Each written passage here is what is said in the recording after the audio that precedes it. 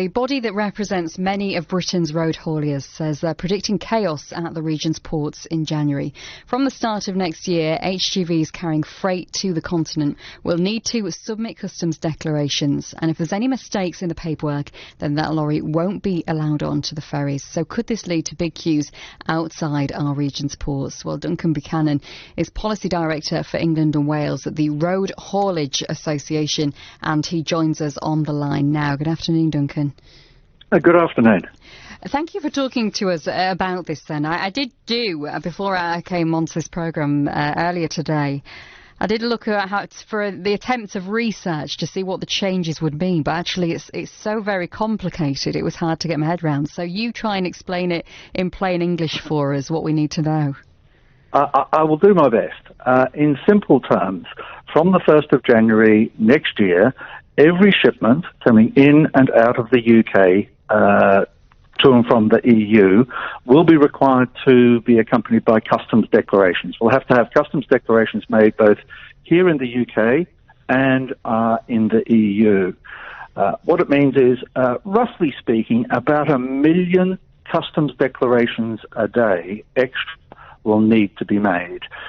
If you think about what it took to actually make a passport application, when you last made a passport application, a full one, it is, full details of the shipper, full details of the consignee, full details of a whole load of details about the shipment, the value, all of these things have to be set out in documents. We estimate that something in the region of 50,000 new customs agents people are going to be needed just in the UK alone to process these customs declarations from the 1st of January. So is this when we've seen the flashing signs on motorways then telling haulage companies to get ready for this? How have you had enough time to prepare for what this involves and the more preparation work? Well, I think it's one of the things that people misunderstand. It's the haulage companies, the people who are doing the trucking, only part of this system. The people who really are responsible for the declarations are the traders, the importers and exporters. An importer makes the import declaration, exporter makes an export declaration. That information has to be shared with the transport company, who then has to make safety and security declarations. In addition, you may need vet checks for any food items and what have you. The layers of complexity are enormous when you compare it to the fact that delivering to Düsseldorf at the moment is sort of like delivering to Doncaster at the moment. There is none of this paperwork. So there's no infrastructure ready to handle it. It's complicated. Mistakes will be made. There will be delays, and that is inevitable. Yeah, when it's a whole new process to get used to, it'd be naive, wouldn't it, to think that's all going to go smoothly at the beginning of the year. So what do you see happening then? What are the problems that are going to arise? I see that there's going to be significant problems with the supply chains. Goods will stock out. There will be a lot of people who will be trying to fix paperwork away from the port before they go to the port. We've advised our members, and have done since No Deal Brexit was talked about, they need to not go to the port if they do not have a complete suite of paperwork. The other thing that really has been very frustrating is that the government guidance has been chaotic and incomplete. I'll give you a perfect example. If there is one thing someone who's importing and exporting needs to do tomorrow, they need to look up Incoterms. That's INCO terms. Those are the rules that govern who pays for the freight, who decides the routing of the goods, and they are actually fundamental to being able to trade. The government issued some guidance about 5 weeks ago.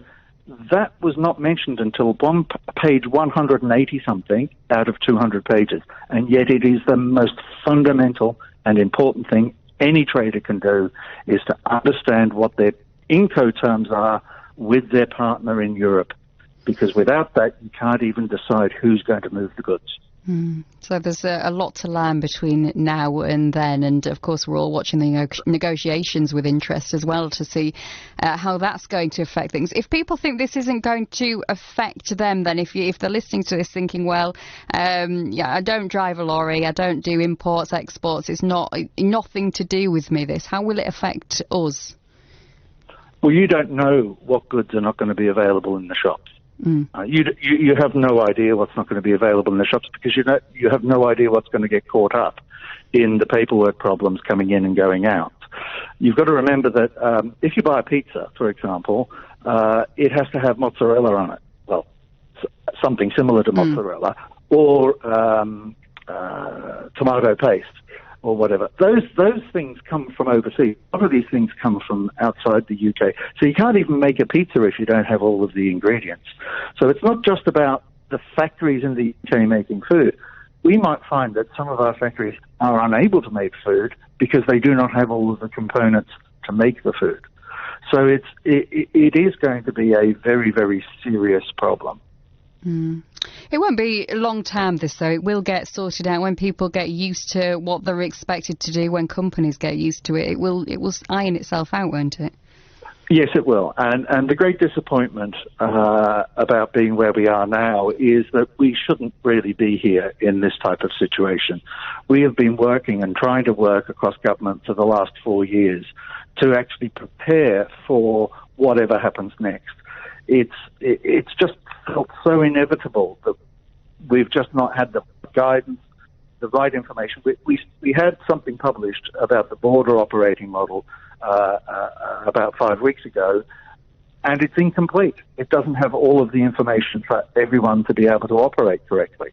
And it's that, and not knowing where the offices of transit are going to be and where lorry parking is going to be put into place, where people can check their paperwork before they even go to the port. All of this, with 91 working days to go on Monday, 91 working days to go, it's not in place. We've had years to do this. It's just such an abject failure.